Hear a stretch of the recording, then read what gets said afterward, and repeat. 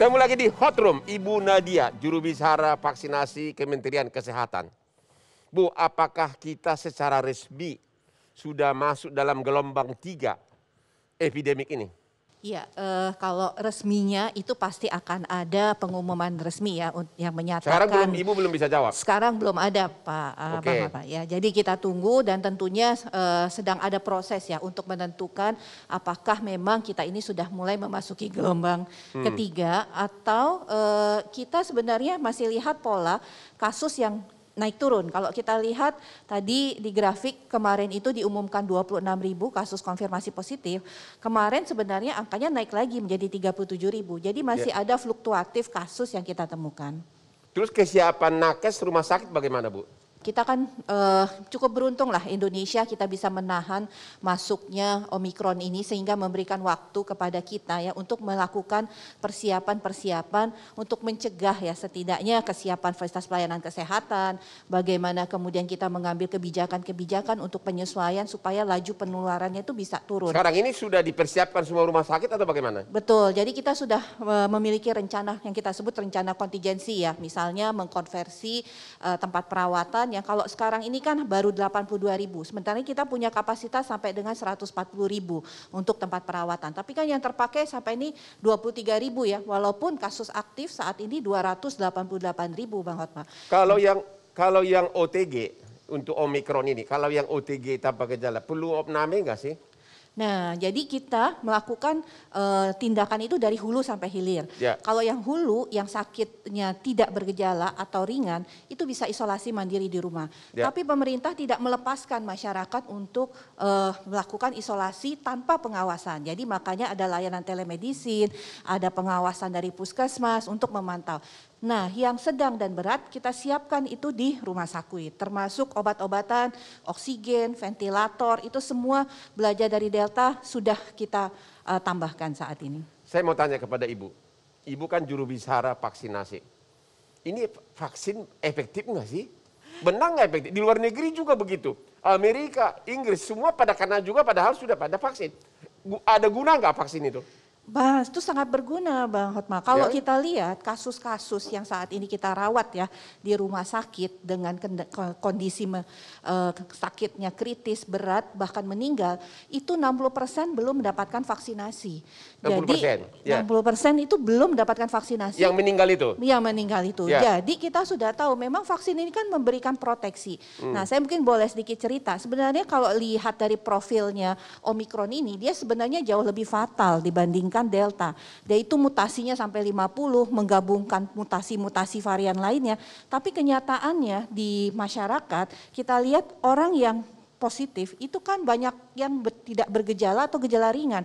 Yang gejala sedang, berat, bahkan membutuhkan perawatan ICU itu kan hanya 1.000-2.000 orang sih. Menurut Ibu, vaksin yang paling bagus itu vaksin yang mana? Semua vaksin sama baiknya karena semua vaksin karena kan prinsipnya adalah melawan COVID-19. Yang pertanyaan berikutnya, berapa lama periode vaksinasi pertama ke kedua? Apakah setiap bulan bisa vaksin? Nah, jadi kita tahu bahwa untuk mendapatkan efek proteksi tubuh yang maksimal ya, jadi ada dosis vaksin primer yang kita sebut. Ini harus 2 kali. Nah, jaraknya tentunya berbeda-beda. Ada yang 28 hari, ada yang 2 bulan, ada 3 bulan, ada 21 hari. Supaya nanti dia vaksin proteksinya itu optimal. Terima kasih. Nah, tapi sekarang sudah ada pengetahuan baru lagi kan Bang Hotma, karena ada varian baru, akhirnya efikasi vaksin itu menurun. Makanya pemerintah menghadapi Omikron ini juga memperlakukan kebijakan percepatan vaksinasi dengan pemberian booster tadi supaya naik lagi efektivitasnya. Oke, Pak Trubus, apakah pemerintah pusat terkesan terlambat dalam mengeluarkan kebijakan baru-baru ini? Iya, menurut saya pemerintah relatif terlambat dalam hal ini. Kenapa terlambat? Iya, karena harusnya ini kan sudah diantisipasi sebelum Nataru kan. Waktu itu kan pemerintah sudah mengatakan bahwa kita akan PPKM level 3 yang diumumkan oleh Pak Muhadjir. Kemudian dalam beberapa minggu sudah dirubah lagi menjadi PPKM Nataru. Nah, perubahan yang begitu cepat itulah yang menurut saya inkonsistensi kebijakan itu menjadi penyebab, tidak sinkron. Ya. Itu. Jadi ini yang menyebabkan daerah juga bingung mau melaksanakan yang bagaimana yang harus dilaksanakan kan itu persoalannya. Apakah pemerintah daerah tidak bisa bertindak sendiri? Idealnya pemerintah daerah harus bertindak sendiri harusnya bisa, tetapi yang terjadi kan dalam situasi yang namanya pandemi sesuai undang-undang karantina kesehatan, ini semuanya kan ada di tangan pemerintah pusat. Sehingga pemerintah pusat yang menentukan, pemerintah daerah hanya sebagai pelaksana. Artinya kalau yang terjadi sekarang terkesan kan pemerintah pusat lempar handuk kepada daerah untuk melaksanakan, tapi daerah sendiri tidak ada pegangan harus bagaimana melaksanakannya karena pedomannya tidak ada. Jadi pemerintah daerah secara hukum wajib menunggu nggak dari pusat? Sebenarnya harusnya menunggu. Tetapi karena situasinya itu extraordinary, harusnya dia juga punya inovasi-inovasi untuk melaksanakan itu. Tetapi yang terjadi tidak semua kepala daerah punya kapasitas untuk itu.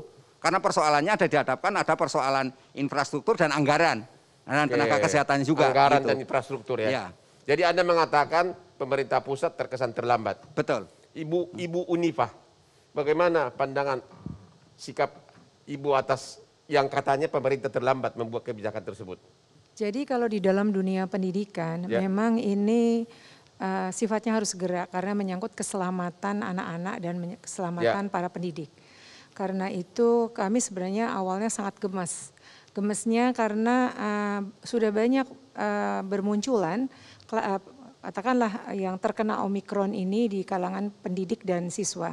Nah karena itu sejak awal kami ketika dinyatakan 100% PTM itu kami keberatan. Keberatannya adalah kita membayangkan situasi di sekolah itu, anak-anak itu, apalagi anak-anak.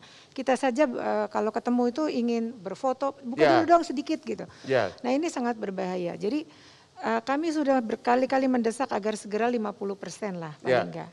Nah ketika Bapak Presiden mengatakan harus dievaluasi, baru kemudian ada 50%. Nah itu kami cukup lega, tapi supaya diketahui di beberapa daerah, ini ada yang berani juga, dilarang ini hanya 50%, tetapi mereka totally PTM 0, jadi PJJ, fully PJJ gitu.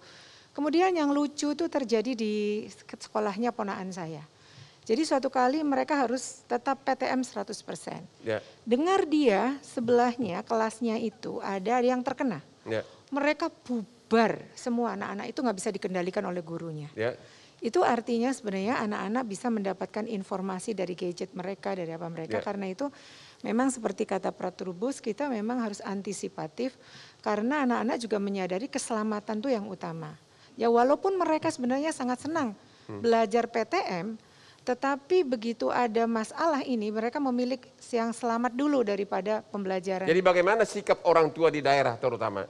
Apakah mereka mengizinkan anaknya sekolah atau melarang untuk tatap muka? Bagaimana sebaiknya sikap orang tua terlepas dari peraturan dulu? Iya, kalau orang tua di daerah ini sangat berbeda-beda nih Bang.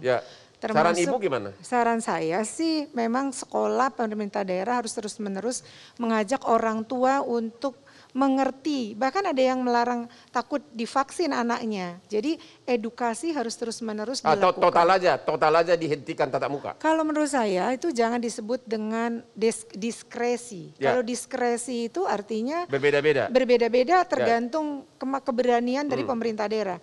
Kalau saya sih kalau sedang ada penyebaran yang kuat terhadap Omikron sudah dihentikan atau kan sekarang ini kan 50%. Sekarang ini kan sudah sangat serius. Sebaiknya tatap muka dihentikan di seluruh Indonesia? Enggak sih, enggak seluruh di Indonesia. Itu karena ada daerah-daerah juga yang masih 50%. Tapi ada 50% itu artinya tatap mukanya 50%, 50% PJJ, blended itu. Tetapi yang paling penting di sini sebenarnya kalau menurut saya adalah kita harus dalam hari ini pihak-pihak yang terkait harus menyiapkan pembelajaran yang blended, yang bisa anak-anak sekolah melalui PJJ dengan menyiapkan infrastruktur pendidikan yang lebih baik gitu. Misalnya internet backbone diperhatikan di seluruh daerah gitu kan, menyiapkan kurikulum yang mungkin bisa dilaksanakan. Atau dalam riset yang kami lakukan itu guru-guru tuh masih menggunakan WA saja sama orang tua karena terkait dengan kuota kemampuan orang tua terhadap kuota dan juga kemampuan guru di dalam memahami tentang pembelajaran jarak jauh. Ya. Terima kasih. Jadi ya. Oke, pemirsa kita istirahat dulu setelah headline news berikut ini nanti kita akan mendengar apa dampak ekonomi dari menggilanya Omikron ini. Sampai ketemu.